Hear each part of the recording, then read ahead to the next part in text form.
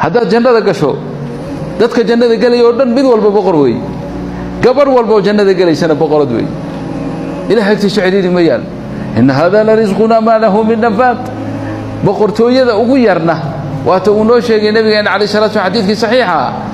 oo yiri adduunyada 10 laabkeed baa la siin mid miskiin Allah naga koriyo jahannama ka soo baxay oo jannada gal yiri oo jannadii markuu galay buu yiri ilaahay way iga buuxsantay wararado tag way waad helaysaa ya rabbi way iga buuxsantay markaasuu ilaahay wuxuu ku yiri أترضى أن يكون لك مثل ملك ملك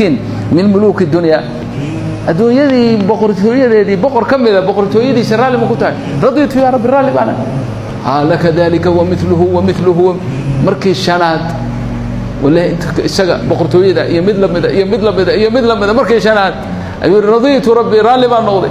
مركز أنت لو قمت دينيني ولك ما اشتهت نفسك ولذت عينك وحال لو حين دمع عيسير waxa indhahaaga ku macaan ama naftaadu ay damacsan tahay duka laga mahlo laakiin xaq waa helaysa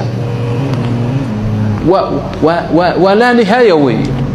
لا منتهى لشهواتك وي ورغباتك ثم انت كلمه ولك مثل الدنيا 10 مرات باش الدنيا هي